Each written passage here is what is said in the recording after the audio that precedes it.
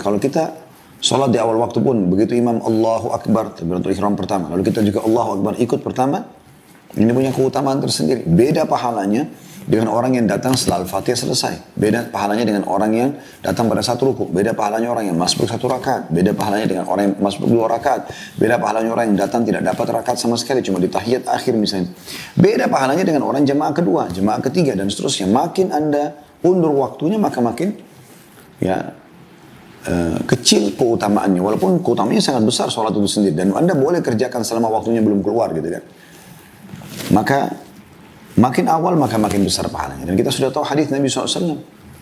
Siapa yang tidak kehilangan 40 hari takbiratul ihram pertama imam, begitu imam Allahu Akbar, dia sudah ada di situ 40 hari, maka dia akan selamat dari, diberikan oleh Allah SWT dua keselamatan. Selamat dari sifat kemunafikan dan selamat dari api neraka. Sabilud dumu'i sabilun murih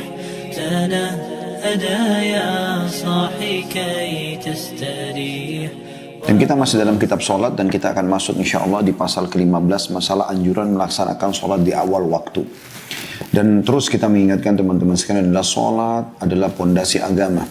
Sholat adalah awal dari segalanya. Anda kalau mau memperbaiki sesuatu maka mulai dari sholat. Baik itu kehidupan dunia maupun akhirat Anda. Ya, baik itu urusan dunia maupun urusan akhirat Anda. Sholat penentunya. Dan kalau Anda juga merusaknya, maka secara otomatis akan rusak yang lainnya. Dan Nabi SAW sudah mengingatkan masalah itu dalam hadis yang pernah kita bahas.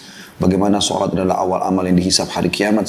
Kalau dia telah baik, maka beruntunglah dia. Dan kalau dia rusak, maka rusaklah dia. Atau rugilah dia.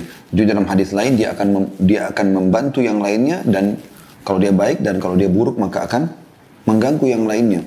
Oleh karena itu sholat adalah asas segalanya. Anda mau mulai kehidupan Anda supaya lebih baik, mulai dengan menjaga sholat awal waktunya, wudunya, ya, gerakannya, bacaannya, konsentrasi, semua itu Anda jaga. Dan mulai dari sholat wajib aja dulu. Subuh, duhur, asar, maghrib, isya. Lalu kemudian setelah itu Anda coba masuk ke sholat-sholat sunnah. Jadi lebih menikmati sholat itu. Makanya Nabi SAW mengatakan, Innama ju'ila qurratu aini fis sholat. Allah telah menjadikan ketentraman hatiku, mataku, ya, kesejukan mataku itu di sholat. Maksudnya ketentraman hidup. Ya, Nabi SAW kalau ada apa-apa beliau langsung mengerjakan sholat. Ya, sehingga beliau mendapatkan jalan keluar dari Allah Subhanahu wa ta'ala. Nah, salah satu yang sangat ditekankan adalah menjaga sholat di awal waktu. Ya. Awal waktu ini adalah begitu azan Anda sudah ikut sholat. Ya. Makanya salah satu ulama salaf dulu pernah berkata, pada saat mewasiatkan kepada murid-muridnya, aku sarankan, aku nasihatkan kepada kalian, janganlah pernah ada perintah Allah yang kalian tidak hadir di situ. Ya, kayak azan, sholat udah langsung ada hadir di awal-awal waktunya. Dan saya juga sarankan atau nasihatkan kepada kalian, jangan pernah kalian ada di tempat yang dan waktu di mana Allah larang kalian di situ. Kesempatan-kesempatan bermaksiat Anda hindari semuanya. Nah, itu yang dimaksud. Baik, kita akan masuk teman-teman sekalian pasal ke-15 insya Allah. Setelah tentu kita sudah menyelesaikan 14 hadis, ya. Lebih dari 14 hadis tapi 14 urutan nomor ya. Di pasal sebelumnya, tepatnya pasal anjuran sholat secara mutlak dan keutamaan ruku, sujud dan juga khusyuk. Bagaimana keutamanya sangat besar sekali kalau orang itu konsentrasi dan memberikan hak sholat itu. Dan hadis terakhir yang kita bahas adalah hadis 14D ya. Di urutan 14 ada 4 hadis A, B, C, D. Saya langsung baca hadis terakhirnya, yaitu sabda Nabi SAW, khamsu salawatin iftaradahunna Allah Ta'ala man ahsana wudu'ahunna wa sallahunna liwaqtihinna wa atamma ruku'ahunna wa sujudahunna wa khusyu'ahunna kana lahu 'ala Allahi ahdun an yaghfira lahu. Salat 5 waktu yang difardukan oleh Allah Ta'ala. Barang siapa yang berwuduk dengan baik untuknya, dimulai dari wuduk, melaksanakannya pada waktunya, awal waktu, menyempurnakan rukuknya, jadi tidak tergesa-gesa, Allahu Akbar, rukuk dulu tenang, kemudian baru i'tidal, sujudnya dan khusyuknya, konsentrasinya, maka dia mendapatkan janji dari Allah untuk diampuni. Ya, dan ini hadis sangat mulia ya. Kita akan masuk insya Allah hadis pada kesempatan ini, semoga Allah berkahi, 397. Urutan pertama dalam pasal anjuran melaksanakan sholat di awal waktu, yang berbunyi dari Abdullah bin Mas'ud radhiyallahu anhu, dia berkata, "Sa'altu Rasulullah sallallahu alaihi wasallam ayyul a'mali ahabbu ila Allah? Qala as-salatu ala waqtiha. Qultu thumma ay? Qala birrul walidain. Qultu thumma ay? Qala al-jihadu fi sabilillah. Qala haddathani bihinna Rasulullah sallallahu alaihi wasallam walau istazadtuhu lazadani." Aku bertanya kepada Rasulullah sallallahu alaihi wasallam, amal apa yang paling dicintai oleh Allah? Ini pertanyaan sangat jeli dari seorang sahabat ini. Langsung tanya, yang paling Allah cintai amalan apa? Maka beliau sallallahu alaihi wasallam menjawab, salat pada waktunya. Aku bertanya, kemudian apa? Beliau menjawab sallallahu alaihi wasallam, berbakti kepada kedua orang tua. Aku bertanya lagi, kemudian apa? Beliau menjawab, jihad di jalan Allah. Perawi berkata, semua itu disampaikan kepadaku oleh Rasulullah SAW. Dan seandainya aku meminta tambahan, niscaya beliau akan menambah untukku. Diriwayatkan oleh Bukhari, Muslim, Tirmidzi, dan juga An-Nasai. Hadis ini teman-teman sekalian, hadis yang sangat mulia, menyebutkan tentang keutamaan sholat dan tepatnya di awal waktu. Begitu azan, berhenti semua aktivitas. Langsung Anda jawab kalimat, hayya 'alas sholat. Ayo sholat, hayya 'alal falah, ayo menuju kepada kemenangan. Apapun maslahat dan keperluan Anda tutup. Berhentikan semua. Anda langsung jawab, itu kemuliaan yang luar biasa. Itu amal yang paling Allah cintai. Karena pada hakikatnya, muadzin ini hanya menjalankan perintah Allah. Dari mana kita mengetahui lafaz azan? Dari syariat Allah subhanahu wa ta'ala. Allah lah yang sedang memanggil kita semua. Cuma memang Allah membuat ya dalam syariatnya ucapan-ucapan kalimat pangkal tersebut dikumandangkan oleh para muadzin, dan semua sama, mau orang bule di wilayah Eropa dan Amerika sana atau Australia, mau orang Arab di Jazirah Arab, mau orang Melayu di Asia Tenggara, mau orang hitam di Afrika, sama. Hayya 'alas shalah, ayo salat. Hayya 'alal falah, ayo menuju kepada kemenangan. Menang, kemenangan dunia dan kemenangan akhirat. Maka kita ambil pelajaran di sini teman-teman sekalian. Yang pertama adalah kejelian Abdullah bin Mas'ud radhiyallahu anhu, sahabat Nabi yang mulia ini, keutamaan beliau. Sahabat Nabi yang mulia ini radhiyallahu anhu adalah orang yang sangat jeli dengan pertanyaan beliau. Bagaimana beliau mengatakan, aku bertanya kepada Rasulullah SAW, amal apa yang paling Allah cintai? Ya. Tidak bisa kita samakan ini sama makhluk, tapi saya mau mendekatkan penjelasan. Misal, Anda kerja di satu kantor, Anda mengatakan, kira-kira atasan kita ini paling suka apa sih? Lalu kemudian Anda berusaha melakukan dari perbuatan, dari apalah ya, interaksi, mungkin bahkan makanan kesukaannya segala macam, Anda coba untuk memberikan yang terbaik. Supaya Anda punya kedudukan di sisinya. Nah, ini tidak bisa disamakan dengan Allah SWT, mustahil makhluk, tapi saya mendekatkan makna. Artinya, apa kira-kira yang paling membuat Allah bisa mencintai aku karena aku mencari apa yang paling dia cintai? Ini makna dalam sekali bagaimana sahabat ini bertanya. Dan ini kejelian, kecerdasan beliau radhiyallahu anhu. Dan luar biasa karena keikhlasan beliau sampai hadis ini kepada kita. Bayangkan 1400 tahun lebih. Dan mungkin hadis ini disusun oleh Al-Mundhiri juga sekian ratus tahun yang lalu. Dan akan terus terjaga sampai menjelang hari kiamat. Berapa pahala Abdullah bin Mas'ud radhiyallahu anhu? Karena kejelian bertanya tentang kebaikan. Ya. Dari sini juga masih di poin pertama, manfaatnya kejelian Abdullah bin Mas'ud dan bagaimana seseorang itu penting untuk bertanya dalam sebuah majelis kalau memang dibutuhkan, bukan untuk mengetes, bukan untuk menguji pemateri, tapi memang dia butuh untuk mengetahui amal apa kira-kira yang paling baik sehingga orang lain juga bisa jadi tahu. Dan akhirnya dia menjadi penyebab ya, kebaikan-kebaikan itu dikerjakan oleh orang lain dan akhirnya bukan cuma sekedar dapat panen pahalanya. Pahala dari amal yang dia akan kerjakan, kayak Abdullah bin Mas'ud radhiyallahu anhu, beliau dapat pahala karena coba menerapkan ini dalam kehidupannya awal waktu sholat, gitu ya. Juga orang-orang yang mengikutinya seperti sekarang kita dengarkan, mungkin saya dan teman-teman sekalian yang mendengarkan ceramah ini, kita akan termotivasi nanti menjaga sholat di awal waktu dan Abdullah bin Mas'ud panen pahalanya, kan gitu. Kemudian pelajaran yang kedua adalah jawaban Nabi SAW. Qala sallallahu alaihi wasallam, as-salatu ala waktiha. Salat di awal waktu. Ya. Jadi begitu azan sholat. Dan tentu setiap kali teman-teman sekalian Anda mengundur sholat itu, maka pada saat itu beda pahala yang Anda dapatkan dengan orang yang mengerjakan di awal waktu. Misalnya begitu azan Anda sudah di masjid, atau Anda sudah di sejadah kalau Anda perempuan misalnya karena tidak ke masjid. Anda sudah siap untuk takbiratul ihram di awal waktu, malaikat sudah mulai mencatat dengan orang yang sholat setengah jam kemudian, 1 jam kemudian, 2 jam kemudian. Apalagi kalau sudah menjelang masuk waktu sholat yang akan datang. Maka itu beda pahalanya dengan awal. Jangankan begitu teman-teman sekalian. Kalau kita sholat di awal waktu pun, begitu imam Allahu Akbar, takbiratul ihram pertama. Lalu kita juga Allahu Akbar ikut pertama. Ini punya keutamaan tersendiri. Beda pahalanya dengan orang yang datang setelah Al-Fatihah selesai. Beda pahalanya dengan orang yang datang pada satu ruku. Beda pahalanya orang yang masbuk 1 rakaat. Beda pahalanya dengan orang yang masbuk 2 rakaat. Beda pahalanya orang yang datang tidak dapat rakaat sama sekali, cuma di tahiyat akhir misalnya. Beda pahalanya dengan orang jemaah kedua, jemaah ketiga, dan seterusnya. Makin Anda undur waktunya, maka makin kecil keutamaannya. Walaupun keutamaannya sangat besar sholat itu sendiri. Dan Anda boleh kerjakan selama waktunya belum keluar gitu kan.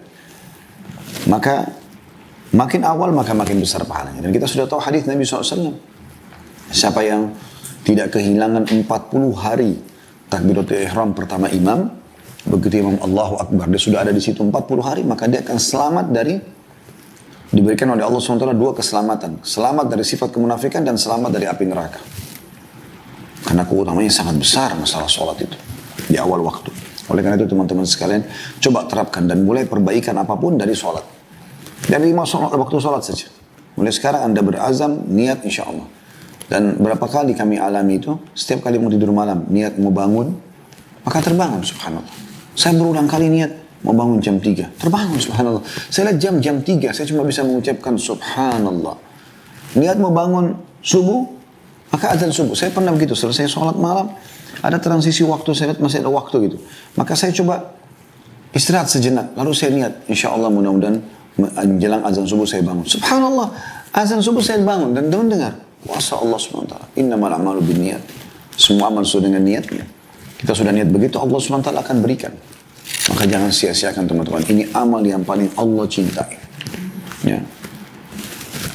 Kemudian keutamaan yang ketiga atau manfaat yang ketiga kita bisa ambil dari hadis adalah sahabat ini bertanya lagi, dan ini termasuk kejadian Abdullah bin Mas'ud ya.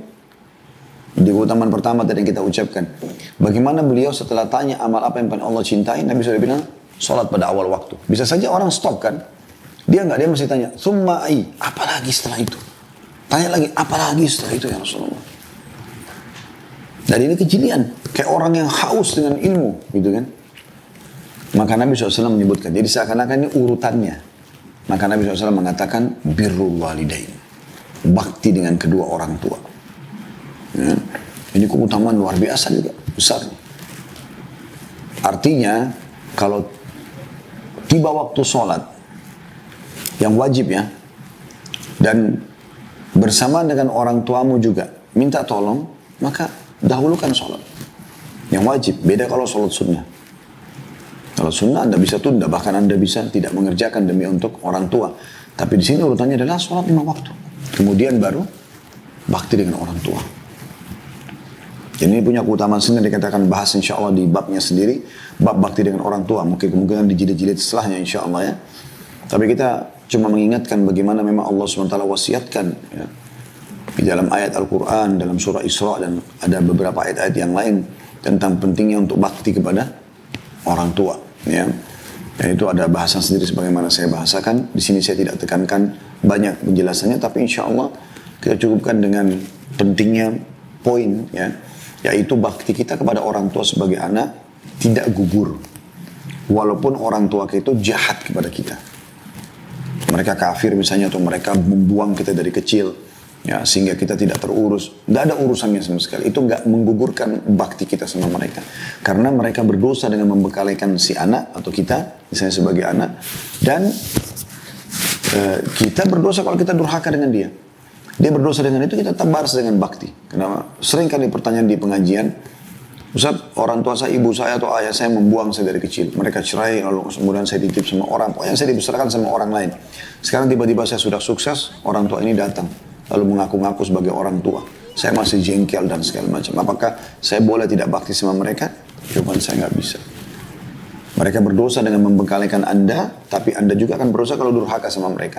Karena kita sebenarnya bukan sedang interaksi, bukan masalah interaksi dengan individu yang sedang Allah hubungkan variabel hukum dengan mereka seperti orang tua kita misalnya, atau suami, atau anak, atau teman-teman. Bukan itu. Tapi karena adanya perintah Allah Subhanahu wa Ta'ala. Kita sujud menghadap Ka'bah karena ada perintah Allah, bukan karena Ka'bahnya. Kan gitu. Kita melakukan semuanya ini karena Allah SWT. Kita bakti dengan orang tua karena Allah SWT yang perintahkan kita. Istri patuh sama suaminya karena Allah SWT perintahkan. Orang tua berkorban untuk anak-anaknya karena Allah SWT perintahkan. Semua itu karena Allah SWT. Maka dengan niat karena Allah, kita tidak akan jenuh untuk berbuat kebaikan. Karena kita tahu Allah akan membalas kita. Jadi jangan balas keburukan dengan keburukan. Apalagi kalau orang tua itu sudah punya jasa yang besar. Memang dari kecil ngurus Anda, biaya Anda, sekolahkan Anda, ini luar biasa. Ini lebih besar hak mereka. Jangan sampai Anda menjadi anak-anak durhaka. Ya. Saya juga ingin menitikberatkan di sini, saya tidak sedang bicara tentang keutamaan bakti sama orang tua sekali lagi, karena itu ada babnya sendiri. Tapi ini poin-poin yang saya rasa kadang-kadang mengkritik kita, sehingga hanya membuat kita lalai. Ya. Sebagai orang tua, kalau Anda mengikuti acara kita ini, ada orang yang sudah punya anak, misalnya punya anak, maka coba juga didik mereka agar jangan mereka nanti ke depannya jadi durhaka. Sering saya kasih contoh dalam materi-materi masalah pendidikan anak, masalah ini ya. Jadi seperti contohnya Anda mengatakan kepada anak, mau pakai baju apa nak, mau makan apa nak. Nah, bahasa-bahasa ini sebenarnya dikhawatirkan. Bukan kita pastikan ya, dikhawatirkan bisa saja membuat lahirnya kedurhakaan. Contoh misalnya, kalau Anda misalnya mengatakan, nak mau pakai baju apa, kemudian dia sebutkan baju ini, lalu kemudian kita tidak penuhi, misalnya dia pengen minta, ya. Mungkin kita tidak punya uang, atau mungkin yang dia inginkan adalah baju yang ada pelanggaran agamanya karena ada gambar-gambar atau apa yang sejenisnya, yang seharusnya dihindari tentunya buat anak-anak. Tapi karena Anda mengatakan, oh itu nggak boleh nak. Nah, karena sebab pertanyaan kita, maka dia akhirnya membuka pintu, dia mengatakan, ayah ini, ibu ini, masa itu aja nggak boleh. Nah, kata kan dilarang dalam Al-Quran, termasuk dalam bab durhaka, kan gitu. Nah, demikian juga dengan misalnya seorang ibu mengatakan pada anaknya, nak mau makan apa? Udah nggak usah ditanya. Hidangkan, ajarkan kepada mereka kebiasaan untuk patuh. Karena memang Allah menyuruh anak-anak patuh sama orang tua kan. Nah, patuh berarti mereka tidak membantah. Otomatis itu, selama bukan maksiat kepada Allah SWT. Maka hidangkan dan katakan, baca bismillah, tangan kanan, nak ini rezeki kita hari ini. Biasakan mereka begitu. Tapi nak mau makan apa? Dia bilang misalnya ayam goreng. Kemudian Anda mengatakan, baiklah besok ibu masakin ya. Kita bicara misalnya ibu, karena ibu yang lebih dominan untuk masak misalnya. Kemudian besok ibu lupa. Lalu kemudian pada saat dibuka 7 saji, misalnya si anak menanyakan, bu mana masakan, mana pesanan saya? Ibu mengatakan, oh ibu lupa nak, maaf ya. Bisa saja kan dari sendiri mengatakan, ibu ini. Misal. Kan keluar lagi kata Allah mengatakan, wala taqul lahuma uffin. Jangan pernah ucapkan kepada mereka kalimat gitu. Maka muamalah kita dengan Allah Subhanahu wa Ta'ala. Sabar menghadapi mereka. Ya, mereka kasar kah? Mereka jauh dari agama kah? Ya, apa saja. Sabar saja. Selama mereka tidak menyuruh kita maksiat. Kita bakti dengan mereka. Utsman bin Affan radhiyallahu anhu terkenal sangat bakti dengan ibunya, sampai-sampai dia tidak mau memandang mata ibunya. Ya. Seperti itu. Bagaimana mereka berbakti. Ya. Baik, kemudian pesan yang keempat yang kita bisa dari hadits adalah Abdullah bin Mas'ud bertanya lagi, "Tsumma ai? Apalagi setelah bakti sama orang tua?" Maka kata Nabi SAW, al-jihadu fi sabilillah, berperang di jalan Allah. Ini juga punya keutamaan sendiri. Nanti akan ada babnya insyaAllah. Khusus membahas masalah bab jihad, ya, bagaimana keutamaannya sangat besar sekali. Di saat memang Allah Subhanahu wa Ta'ala memudahkan itu buat kita, maka jangan disia-siakan tentunya ya. Bagaimana seorang muslim berusaha berjihad, membela agama Allah Subhanahu wa Ta'ala pada saat dibutuhkan, ya. Dan dia selalu mempunyai persiapan masalah itu. Kata Nabi SAW, makbarra kadama abni bisabilillah fatamassuhun nar. Dalam hadis sahih, dua telapak kaki seorang hamba yang tersentuh debu medan perang tidak akan disentuh oleh api neraka. Karena ada juga sahabat mengatakan, ya Rasulullah, pahala apa kira-kira ya, yang bisa menyamai jihad? Maka kata Nabi SAW, saya tidak menemukan. Maksudnya adalah tentu selain sholat dan bakti sama orang tua, karena hadits ini menyebutkan urutannya ya. Maka ini punya keutamaan sendiri. Kalau Abdullah bin Mas'ud mengatakan, ya, beliau mengatakan setelah dikatakan Nabi SAW jihad jalan Allah, perawi mengatakan semua itu disampaikan kepada oleh Rasulullah SAW, dan seandainya aku meminta tambahan, niscaya beliau akan menambah untukku. Hadis riwayat Bukhari, Muslim, dan Tirmidzi juga An-Nasai. Maksudnya, kalau aku bilang lagi, kemudian apa ya Rasulullah? Kemudian apa ya Rasulullah? Maka Nabi akan sebutkan urutannya. Tapi bagi Abdullah bin Mas'ud, 3 hal ini sudah cukup untuk merupakan penjelasan. Artinya yang lainnya, oke, saya akan kerjakan, tapi ini intinya. Sholat, bakti sama orang tua, dan juga jihad.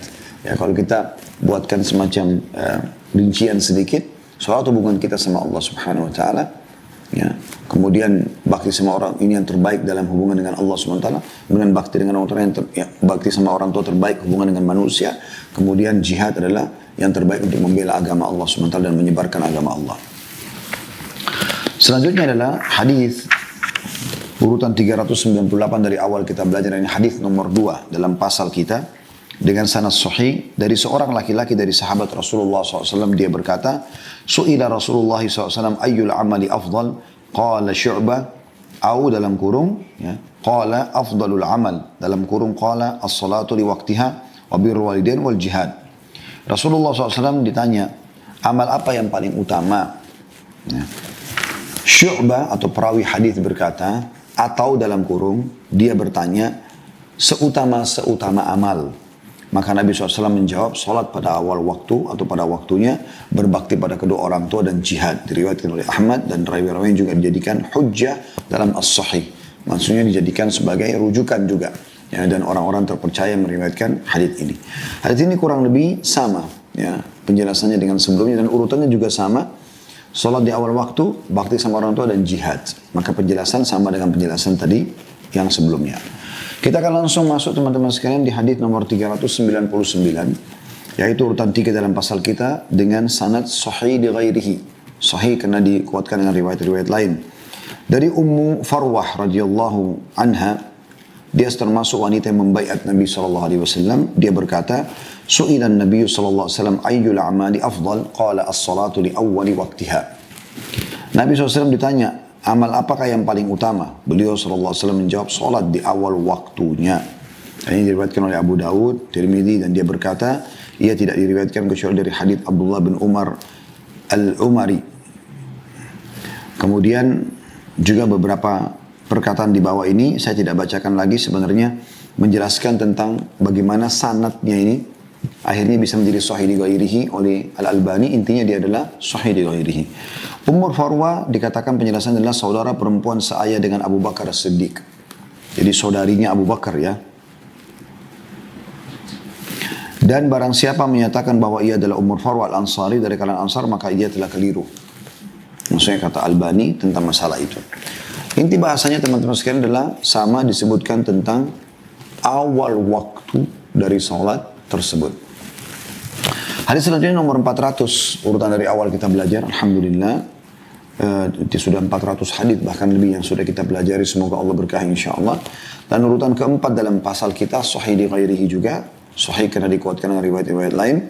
Dari Ubadah bin Samit radhiyallahu anhu, dia berkata, aku bersaksi bahwa aku mendengar Rasulullah SAW bersabda, khamsu salawatin iftaralahunna Allahu azza wa jal, man ahsana wudu'ahunna wa sallahunna liwaqtihinna wa atamma ruku'ahunna wa sujudahunna wa khusyu'ahunna kana lahu 'ala Allahi ahdun an yaghfira lahu wa man lam yaf'al falaysa lahu 'ala Allahi ahd in syaa'a ghafara lahu wa in syaa'a 'adzabah.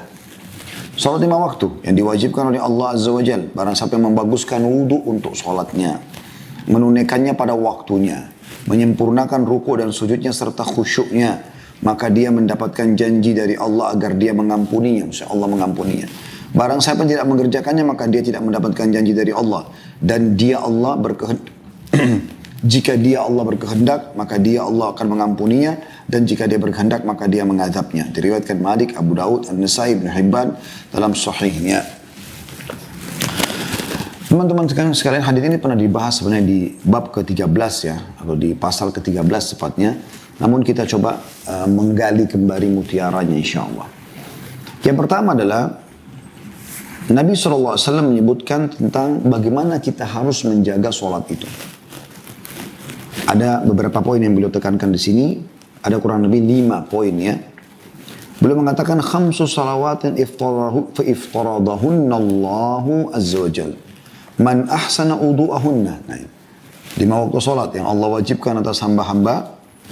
Maka barang siapa yang memperindah wudunya, menyempurnakan, membaguskan wudunya, Ini yang pertama. Wa shallahunna li waqtihinna, salat di awal waktunya. Wa atamma ruku'ahunna, menyempurnakan rukuknya. Wa sujudahunna, dan sujudnya. Wa khusyu'ahunna, dan khusyuknya. Jadi 5 hal yang ditekankan dalam masalah salat ini. Ya. Oke, kita mulai dengan masalah wudu. Wudu sudah kita jelaskan, ada pasal khusus masalah wudu. Kita sudah bahas itu ya. Bahkan kitab khusus masalah wudu. Maksudnya kitab ini bahasan khusus ya. Karena ada istilah digunakan oleh para ulama, bab dan pasal. Bab induknya, pasal cabangnya. Ada juga yang mengatakan bahwasanya kitab, misalnya kitab itu seperti bab juga. Ya. Di bawahnya ada bab-bab yang lain atau pasal-pasal seperti itu. Makanya kalau teman-teman pegang bukunya ini ada ditulis kitab sholat. Berarti bab tentang sholat yang sedang dibahas. Nah di sini teman-teman sekalian, di wudhu ini sudah kita bahas. Ya. Dan panjang lebar tentang keutamanya, akan mendatangkan cahaya pada hari kiamat. Ya. Akan menggugurkan dosa-dosa, gitu kan, meninggikan derajat, dan segala macam hal. Dan sudah kita panjang lebar jelaskan sendiri mungkin sekian banyak hadis ya. Saya tidak teringat sekarang jumlahnya yang sudah kita bahas masalah wudhu. Intinya teman-teman selalu jaga wudhu dan memperbagus, di sini dijelaskan gitu, membaguskan, menyempurnakan setiap gerakannya. Pastikan 1 kali ini semua kena, 2 kali, 3 kali semuanya kena. Ambil air, kumur-kumur, pastikan semua rongga mulut kena. Dihirup istinsyak ke hidung dengan kuat lalu dikeluarkan, dan namanya istinthar dari hidung. Kecuali Anda sedang puasa maka tidak dikeraskan. Sebagaimana Nabi SAW mengatakan, Balighu fil istinsyak illa an takunu sha'ima. Ya. Jadi balik itu artinya kuatkan hirup di dalam hidung. Kemudian kuatkan juga dalam membuangnya, kecuali kalian sedang puasa. Kemudian juga wajah, pastikan dari awal tumbuhnya rambut sampai bawah dagu. Ya, di dagu ini, pastikan semuanya kena 1 kali sampai 3 kali. Kemudian juga tahap telapak tangan sampai siku. Pastikan siku, sering saya ingatkan masalah ini. Hati-hati yang di bawah sini. Sering kali tidak kena air. Ya, orang buru-buru ditarik. Dan juga lipatan di sini. Ya, yang biasanya tidak kena air. Dipastikan semuanya. Ya, karena sah wudu Anda, sah sholat Anda. Ya, kan? Karena pengaruh dalam masalah itu. Wudunya salah atau tidak wudu, tidak akan diterima sholatnya. Ya. Kemudian juga kiri seperti itu. Kemudian kepala dipastikan di awal tumbuhnya rambut, ditarik sampai ke tengkuk kita, ke batang leher. Dan ditarik lagi ke depan. Kemudian baru jadi telunjuk masuk ke kuping. Dan ini jadi ibu jari mutar di belakang. Kemudian telapak kaki sampai mata kaki kanan dipastikan itu minimal. Usahakan lebih, kemudian juga sebelah kiri. Nikmati wudhu itu. Dan usahakan ada selalu dalam keadaan wudhu. Ya. Ini dinukil dari beberapa kisah. Kemarin sempat saya membimbing tur muslim ke Turki. Pada saat saya mendengarkan kisah atau coba mengorek kisah-kisah sebagian sultan yang ada di Utsmaniyah, ada salah satunya itu yang kelebihannya selalu menjaga wudhu. Selalu menjaga wudhu. Dan itu sudah dilakukan oleh para salafus salih, dan banyak hadis memang masalah itu. Ya. Jadi dia selalu dalam keadaan wudhu pada saat mau tidur, begitu bangun tidur langsung segera wudhu lagi, batal wudhu lagi, seterusnya begitu. Ya, itu keutamaan yang luar biasa gitu. Ya, bagus sekali. Sehingga selalu dalam keadaan suci. Ya. Saya berharap teman-teman bisa kembali ke bab wudhu kita khususnya. Kemudian yang kedua wasiatnya adalah wasallahunna li waqtihinna, ini saksi bahasan kita, dan sholat di awal waktu. Ingat selalu azan berhenti semua aktivitas. Azan berhenti semua aktivitas. Ya. Jangan ada darurat lagi banjir, lagi apa ya segala macam itu, orang lagi operasi nggak mungkin tinggalkan pasien bisa meninggal, misal contoh itu berbeda. Ya. Kemudian yang ketiga adalah ruku'ahunna, ruku'. Dikatakan dalam riwayat Nabi SAW kalau ruku' ya itu sampai kalau ditaruh wadah air tidak tumpah. Jadi Anda usahakan ada cermin di rumah, di kamar yang Anda ruku' selain lagi sholat, lagi tidak sholat, Anda ruku' Anda perhatikan baik-baik. Saya biasa lakukan itu di rumah. Setelah pasti sudah benar, maka pertahankan cara seperti itu. Karena ini punya keutamaan sendiri. Kemudian sujud juga. Yang kata Nabi SAW, umirtu an asjuda li sab'ati a'dha, aku diperintahkan sujud dengan 7 anggota tubuh. Dahi 1, dahi sama hidung 1. Ya. Jadi pastikan jangan cuma dahi, tapi hidung juga kena. Kemudian kedua telapak tangan berarti 1, 2, 3. Kedua lutut berarti 4 sama 5. Kedua telapak kaki 6 dan 7. Kemudian juga telapak kaki dipastikan jari-jarinya semua kelipat dan dipertemukan antara kedua telapak kaki, jangan dibuka ya. Ini sudah ada insya Allah di YouTube, praktek sholat sudah kami praktekkan, insya Allah teman-teman bisa kembali lagi. Kemudian wasiat yang kelimanya, maksudnya di dalam keutamaan yang pertama, kita masih bahas keutamaan pertama dari hadis ya, yaitu kiat untuk khusyuk. Ya, kiat yang diajukan dalam sholat dengan 5, yang menjaga wudu, yang menyempurnakan wudu, sholat di awal waktu, menjaga rukuknya, sujudnya, dan juga kekhusyukannya. Nah, khusyuk ini teman-teman, kiat-kiatnya adalah memahami apa yang menghadirkan hati, mengetahui keutamaan ibadah yang sedang kita kerjakan. Kemudian juga kita menyadari bahwasanya setiap gerakan dan bacaan itu akan ada pahalanya, sehingga kita tidak memberikan celah syaitan, tanda kutip mencuri pahala itu dengan membuat kita mengkhayal misalnya. Kemudian mengerti apa yang sedang kita ucapkan. Anda sholat sudah berapa tahun sekarang? Masa Al-Fatihah aja nggak tahu artinya, atau iftitah nggak tahu artinya, atau inna atau inna nggak tahu artinya, atau doa ruku, atau doa itidal, atau doa sujud, atau di antara dua sujud, doa salam, atau di tahiyat. Anda kan harus tahu semua itu. Harusnya Anda tahu masalah ini. Jadi ini teman-teman sekalian, kiat khusyuk. Dan yang terakhir adalah usahakan jangan ada dosa. Maksimal mungkin bertobat kepada Allah karena dosa termasuk penyebab hilangnya kekhusyukan. Karena dosa itu yang awal sekali hilang dari kita adalah kenikmatan beribadah. Kita jadi malas beribadah, hilang kekhusyukannya. Kemudian pelajaran yang kedua yang kita ambil adalah sabda Nabi SAW, "Kana lahu 'ala Allahi ahdun an yaghfira lah." Yaitu janji Allah Subhanahu wa taala, siapa yang menjaga 5 hal tadi, wudu yang sempurna, salat di awal waktu, menjaga ruku, menjaga sujud, menjaga khusyuan salat, maka janji dari Allah akan mengampuni dia. Ini keutamaan kedua, berarti pengampunan dosa dengan salat. Tapi tadi 5 hal itu dijaga. Pelajaran yang ketiga yang kita ambil adalah potongan hadits, "Man lam yaf'al falaysa lahu 'ala Allahi ahad." Dan siapa yang tidak kerjakan tadi 5 hal itu, menjaga kesempurnaan wudunya, awal waktu sholat, ruku, sujud, dan juga kekhusyuan sholatnya, maka tidak ada janji dari Allah untuknya. Lalu dikatakan, insya'a ghafara lahu wa insya'a adzabah. Kalau Allah mau Allah ampuni, kalau Allah mau Allah siksa. Nah, di sini ini penting, ini kaidah penting teman-teman. Semua pelaku dosa besar dalam pemahaman Ahlus Sunnah wal Jamaah adalah dia tahta masyiah, di bawah naungan Allah Subhanahu wa taala. Selama bukan perbuatan murtad dari agama, syirik besar, kekafiran, maka dia di bawah masyiatillah. Kalau Allah mau, maksudnya keinginan Allah. Kalau Allah mau Allah ampuni, kalau Allah mau Allah siksa. Jadi tidak bisa langsung kita vonis. Kecuali orang kafir kita baru vonis dia masuk neraka. Tapi kalau selama dia bukan orang kafir, orang muslim, walaupun banyak dosanya, kita mengatakan dia di bawah masyiatillah atau keinginan Allah Subhanahu wa taala. Baik, hadis selanjutnya, hadis 401, urutan 5 dalam pasal kita, hasan li ghairihi. Ya, hasan, dan ini adalah hadis terakhir dalam pasal kita ya. Diriwayatkan dari Ka'b bin Ujrah radhiyallahu anhu, beliau berkata, "Kharaja alaina Rasulullah SAW wa nahnu 7 nafar. 4 min mawalina wa 3 min arabina. Mustadinina dhuhurana ila masjidihi. فقال ما أجلسكم قلنا جلسنا ننتظر الصلاة قال فأرم قليلا ثم أقبل علينا فقال هل تدرون ما يقول ربكم قلنا لا قال فإن ربكم يقول من صلى الصلاة لوقتها وحافظ عليها ولم يضيعها استخفافا بحقها فله علي عهد أن أدخله الجنة ومن لم يصليها لوقتها ولم يحافظ عليها استخفافا بحقها فلا عهد له علي إن شئت عذبته وإن شئت غفرت له." Rasulullah SAW, kata Ka'b bin Ujrah radhiyallahu anhu, mendatangi kami sementara jumlah kami saat itu 7 orang. 4 orang kami adalah hamba sahaya kami, dan 3 orang lagi dari orang-orang merdeka.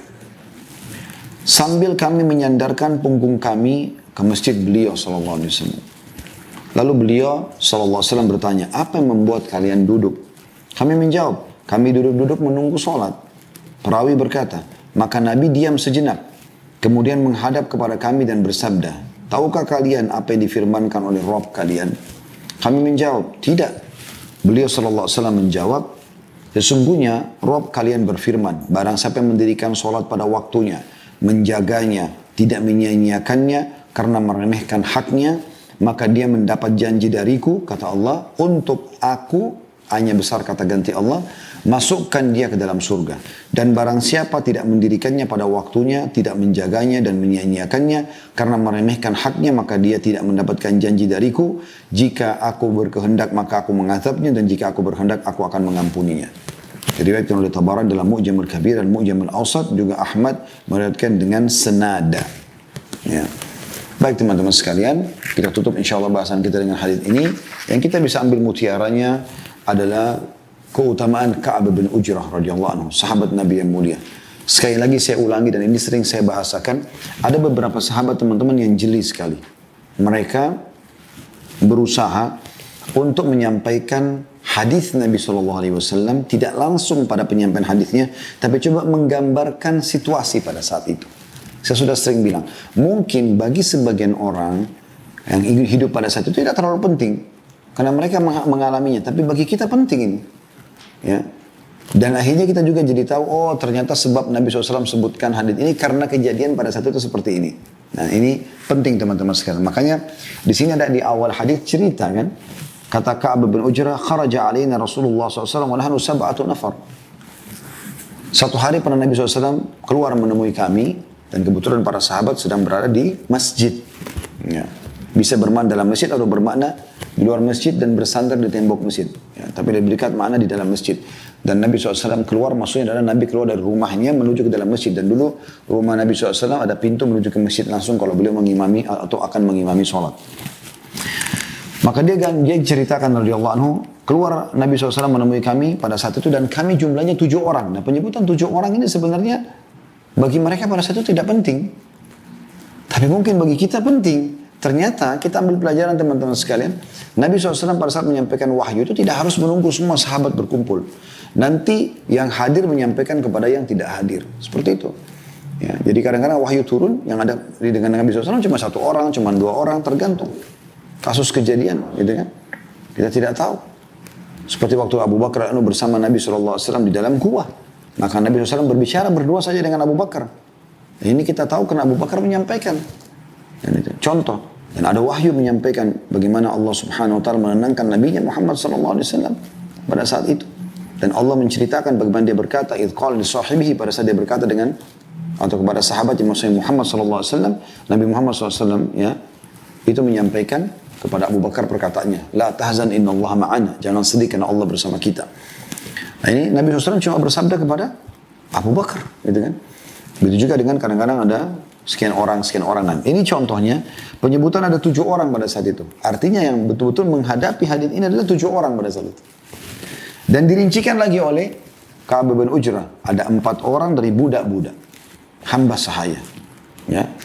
Ini menandakan luar biasa bagaimana mereka yang terikat dalam keterbudakan tetap juga menjaga sholat di awal waktu ya. Dan ada 3 orang dari orang yang bebas. Lalu beliau gambarkan juga, pada saat itu kami sedang menyandarkan punggung kami ke dinding masjid beliau SAW. Dan ini kan rincian luar biasa gitu. Bagaimana kejadian beliau menceritakan pada saat itu. Kita jadi kayak punya gambaran ya. Ini pelajaran pertama, keutamaan Ka'ab bin Ujrah dan kejadian beliau dalam menceritakan atau menggambarkan. Kemudian, pelajaran yang kedua adalah bagaimana pertanyaan Nabi SAW kepada mereka. Ma ajlasakum. Ini pertanyaan penting ya. Apa yang membuat kalian kumpul? Dan ini bisa dikatakan bahwasanya boleh seseorang menanyakan orang yang sedang kumpul misalnya. Apalagi kalau memang orang-orang ini adalah orang-orang yang dibawa naungan dia. Kayak Nabi SAW seorang Nabi. Ini semua umatnya. Seorang pemimpin negara. Ini adalah semua masyarakatnya. Misalnya ditanya, kenapa kalian kumpul di sini? Nah, ini menandakan juga pada saat itu belum masuk waktu sholat. Karena kalau sudah masuk waktu sholat, Nabi tidak perlu tanya kepada mereka. Jadi mereka rupanya sudah datang jauh sebelum waktu sholat masuk. Maka Nabi SAW tanya, ma ajlasakum. Berarti boleh seseorang pemimpin bertanya kepada masyarakat. Pemimpin perusahaan pada bawahannya. Tanya kenapa kalian kumpul. Atau teman sama temannya, orang tua sama anaknya. Yang pertanyaan penting. Supaya tahu kenapa mereka kumpul. Mungkin dia ditunggu, mungkin ada sesuatu yang mereka butuh bantuan dan segala macam. Potongan yang ketiga adalah jawaban Ka'ab bin Ujrah radhiyallahu anhu, jalasna nantadhirus shalah. Ya. Kami duduk untuk menunggu sholat. Jadi ini rahasianya. Ya. Beliau datang sebelum waktu azan untuk duduk di masjid menunggu. Jadi jangan sampai Anda anggap sia-sia ini. Karena ada orang kadang-kadang, teman-teman sekalian, dia mau ke masjid kalau sudah dengar azan. Atau dia baru pas dengar azan baru mau wudu. Akhirnya azan selesai, dia baru juga selesai wudu. Dia ke masjid, akhirnya dia sudah iqamah. Dia kehilangan sholat qabliyah, kehilangan doa yang mustajab antara azan dan iqamah, kehilangan takbiratul ihram pertama imam. Banyak keutamaan yang hilang dari dia. Harusnya sebelum azan kita sudah wudu. Ya. Usahakan selalu punya wudu ini. Kemudian azan sudah langsung Anda ke masjid. Sehingga Anda bisa mengikuti muadzin, ada keutamaannya. Ya. Mengucapkan muadzin, kata Nabi SAW, kalau kalian dengarkan muadzin sedang mengumandangkan azan, ucapkanlah seperti yang diucapkan. Kecuali dalam kalimat hayya 'alas shalah atau hayya 'alal falah, ucapkan la haula wala quwata illa billah. Kemudian juga kita bisa sholat qabliyah, kita bisa berdoa mustajab. Ya. Antara azan dan iqamah, kata Nabi SAW, doa antara azan dan iqamah yang tidak ditolak. Kemudian yang keempat adalah takbiratul ihram pertama imam. Kita tidak masbuk. Kita dapat dari awal pahala sholat dicatat berjamaah sudah kita ikut. Nah ini penting sekali. Ya. Kemudian pelajaran yang keempat teman-teman sekalian, Ka'ab bin Ujrah kembali menggambarkan fa'aramma qalilan thumma aqbala alaina. Maka Nabi SAW pada saat itu ya, mengatakan Nabi diam sejenak. Kemudian menghadap kepada kami dan bersabda. Jadi pada saat itu maksudnya adalah sedang turun wahyu kepada beliau SAW. Jadi biasa Nabi SAW kalau sedang ada sesuatu ya, yang ditanyakan atau ada sesuatu kejadian yang beliau akan jelaskan, biasanya wahyu langsung turun. Dan pada saat turun Nabi SAW terdiam sejenak. Ada beberapa metode tentunya. Nabi SAW mendengarkan suara lonceng, Nabi bermimpi SAW, Nabi kedatangan malaikat secara langsung diilhamkan ke dalam hati beliau SAW. Sekian banyak cara. Tapi jelas di sini dikatakan Nabi SAW diam sejenak. Kemudian beliau menghadap kepada kami dan bersabda. Nah ini setelah wahyu turun. Jadi artinya pada saat itu terdiamnya Nabi SAW karena wahyu sedang turun. Cukup banyak riwayat yang menjelaskan hal-hal yang seperti ini. Ini pelajaran yang kita bisa ambil. Tentunya yang tiga ya. Nah yang pertama tadi adalah keutamaan Ka'ab bin Ujrah. Yang kedua pertanyaan Nabi SAW. Yang ketiga tadi masalah menunggu solat. Yang keempat ini, pelajaran keempat adalah Nabi potongan dari hadis fa'aramma qalilan tsumma aqbala alaina. Beliau terdiam sejenak, Nabi SAW kemudian menghadap kepada kami. Maksudnya adalah pada saat itu wahyu turun. Pelajaran yang kelima yang kita bisa ambil adalah bagaimana kata Nabi SAW, hal tadruna ma yaqulu rabbukum. Apakah kalian tahu apa yang Tuhan kalian telah firmankan? Maksudnya karena perbuatan kalian ini. Langsung wahyu turun kepada aku dan Tuhan kalian telah berfirman. Dan ini metode yang Nabi SAW lakukan adalah metode pertanyaan yang mengundang, yang memancing perhatian ekstra dari audiens. Ya. Apakah bisa saja Nabi SAW mengatakan sesungguhnya Tuhan kalian telah berfirman? Tidak, Nabi SAW mengatakan apakah kalian tahu apa yang Tuhan kalian lakukan? Maksudnya saya baru dapat wahyu nih. Tuhan kalian menyampaikan sesuatu. Apa kalian tahu? Tentu saya hamba tidak tahu. Karena mereka belum mengetahui kan gitu. Tapi ini untuk menarik perhatian mereka. Qulna maka mengatakan tidak. Tentu mereka tidak tahu. Karena memang belum disampaikan gitu kan. Tapi yang kita ambil pelajaran adalah dari mutiara yang ke-5 dari hadis, bagaimana Nabi SAW menggunakan pertanyaan melempar ini untuk menarik perhatian ekstra. Pelajaran yang ke-6 ialah penyampaian Nabi SAW tentang firman Allah. Fa inna rabbakum yaqul man shalla as-salata li waqtiha. Ya, sungguh Tuhan kalian telah berfirman siapa yang salat di awal waktunya wa hafadha 'alaiha dan menjaga selalu itu. Ya. Walam yudayyi'ha istighfafan li haqqiha dan dia tidak pernah membengkalaikan karena betul-betul menjaga haknya salat itu. Falahu alayya ahad, maka dia akan mendapatkan janji dariku kata Allah, an udkhilahul jannah. Aku akan masukkan dia ke dalam surga. Ya.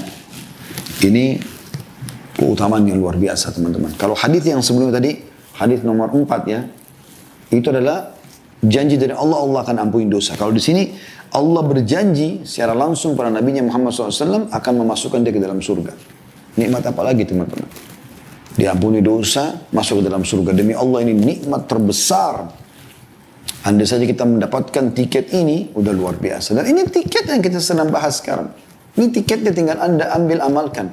Salat di awal waktu, jaga kekhusyuannya, ya, wudunya, awal waktunya, sujudnya, rukuknya, khusyuknya. Tahu nilainya salat itu. Dijamin, Allah berjanji. Waman asdaqu minallahi qila, siapa yang lebih jujur daripada Allah dari perkataan atau penyampaian. Ya. Inna Allah la yukhliful mi'ad. Allah tidak pernah pungkiri janjinya. Allah mengatakan, falahu alayya ahad. Maka orang yang jaga tadi sholat itu, awal waktunya, ya, dan selalu istiqomah, berusaha istiqomah di situ menjaga sampai dia meninggal dunia, maka ada janji dariku. Apa janjinya? An udkhilahul jannah. Aku pasti akan masukkan dia ke dalam surga. Dan ini keutamaan yang luar biasa, teman-teman. Di mana kita bisa mendapatkan keutamaan ini, tinggal kita jaga sholat. Ini keutamaan mutiara yang ke-6 dari hadis. Yang ke-7, teman-teman sekalian, adalah sebaliknya, kata Nabi SAW. Allah berfirman, "Man lam yusalliha li waqtiha", sampai tidak sholat di waktunya, walam yuhafid alaihi istighfafan bihaqqiha, dan tidak menjaga dengan memberikan haknya sholat itu. Seakan-akan sholat gak masalah gitu. Awal waktu, akhir waktu gak ada masalah. Fala ahdu alayya, tidak ada janji dariku. Kata Allah SWT, in syi'tu adzabtu, kalau aku mau aku menghukumnya, wa in syi'tu ghafartulah, kalau aku mau aku akan ampuni dia. Berarti ada ancaman, teman-teman sekalian, bagi orang yang melalaikan sholat. Ya, makanya Allah bilang dalam surah Al-Ma'un, wa wailun lil musallin, kecelakaan bagi orang yang sholat, alladzina an salatihim sahun. Mereka orang yang dalam sholatnya lalai. Sahun, sebagian ulama mengatakan sengaja mengundur-mundur sampai keluar di waktu sholat yang akan datang. Duhur dibiarkan sampai akhir waktu, nanti menjelang asar atau asar baru dia mau sholat. Tinggal 1 menit, tinggal 2 menit, ini menunda-nunda. Allah al-musta'an. Semoga Allah maafkan kalau lalu kita pernah kerjakan itu, insyaAllah. Baik teman-teman sekalian, ini bahasan kita, dan kita akan lanjutkan pertemuan akan datang di pasal ke-16, masalah anjuran sholat berjamaah dan keterangan tentang orang yang berangkat menuju sholat jamaah tetapi mendapati orang-orang telah usai sholat. Seperti apa kira-kira keadaannya, kita akan lanjutkan nanti insyaAllah pertemuan akan datang di hadits nomor 402 ya. Itu insyaAllah akan kita bahas. Dia sampai hadis nomor 410. Dari 402 sampai 410 insyaAllah. Baik, ini insyaAllah bahasan kita teman-teman. Saya akan coba buka pertanyaan. Bismillah.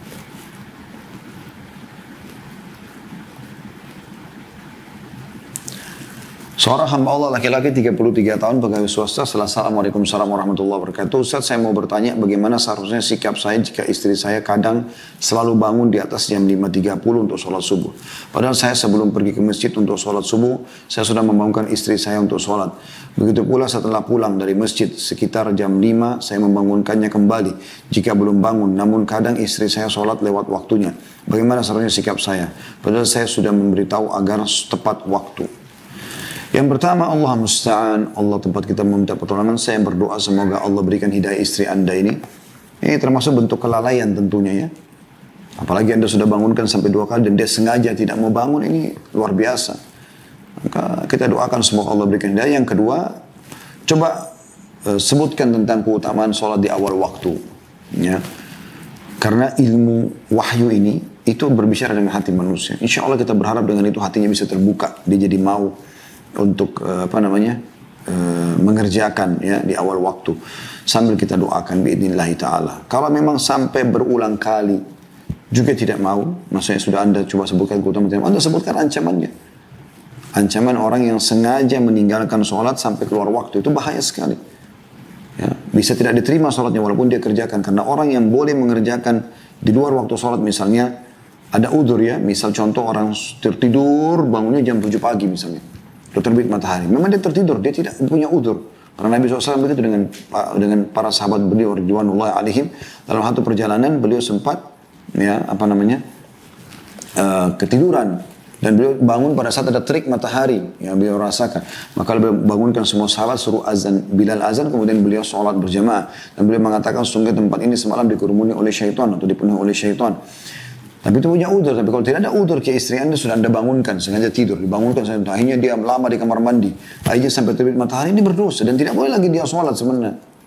Kalau dia sengaja meninggalkan sholat kan gitu, ini bahaya dan ini hukumnya termasuk meninggalkan sholat secara sengaja. Jadi nggak boleh. Orang yang punya udzur saja yang masih boleh melakukan atau mengqadha sholat itu. Kemudian yang kedua, hamba Allah laki-laki 16 tahun dari Makassar belajar. Setelah Assalamualaikum warahmatullahi wabarakatuh. Ustaz, yang mana yang lebih utama, sholat tepat waktu tapi munfarid, maksudnya sendiri ya, Atau sholat tidak tepat waktu tapi berjamaah. Karena saya sering kali menunggu bapak saya selesai mandi selepas pulang kerja untuk berjamaah. Tapi kalau menunggu sholatnya tidak tepat waktu, mohon penjelasan Ustaz. Saran saya sholat ke masjid. Ya. Ananda ini sholat di masjid. Ya.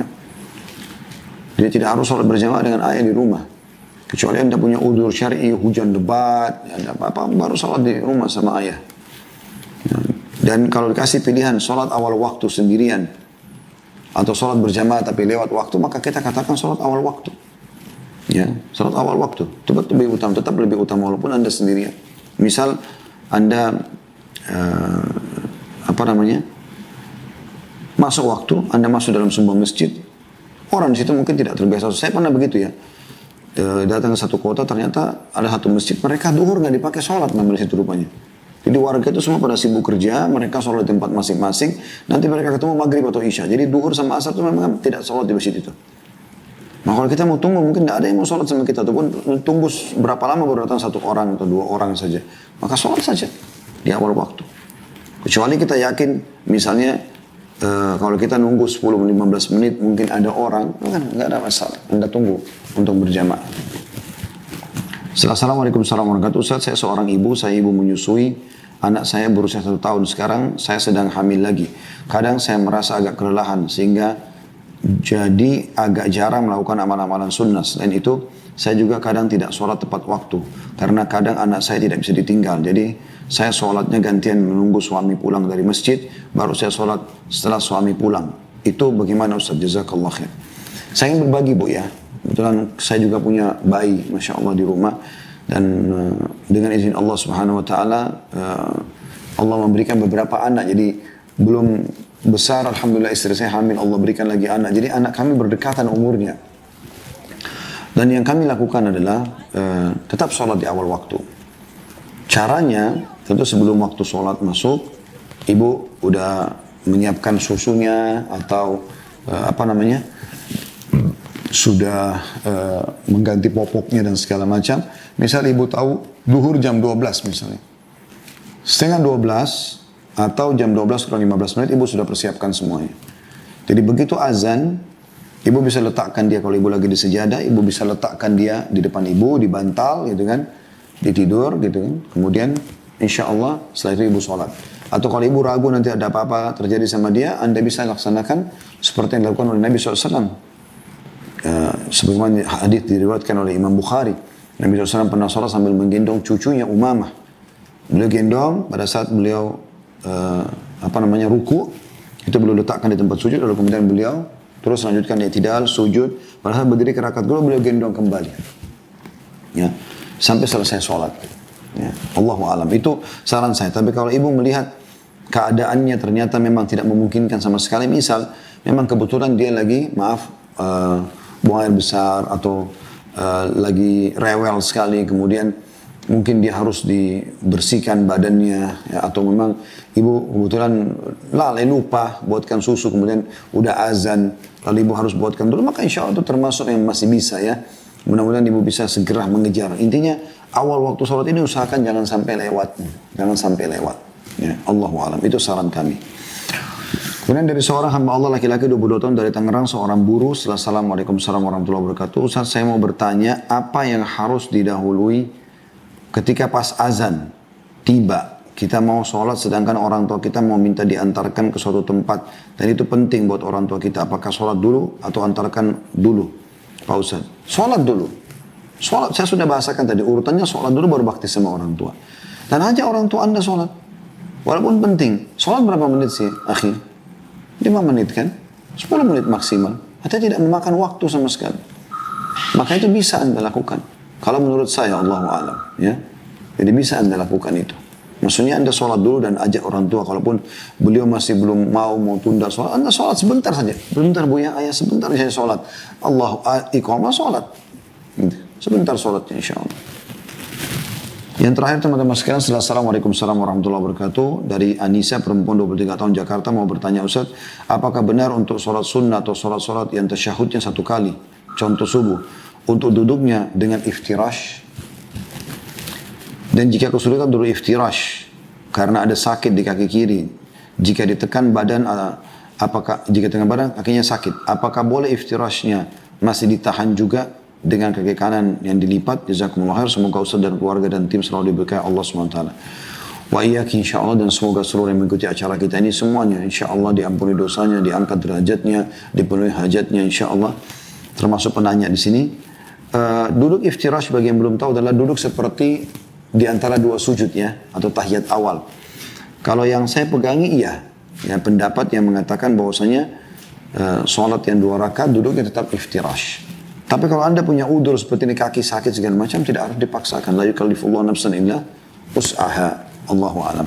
Baik teman-teman, sudah jam 14:11. Saya harus menutup sampai di sini.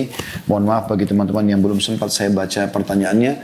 Jazakumullah khairan sudah partisipasi, dan saya terus mengajak teman-teman untuk di YouTube subscribe, like, dan juga tombol loncengnya jangan lupa supaya Anda dapat informasi baru.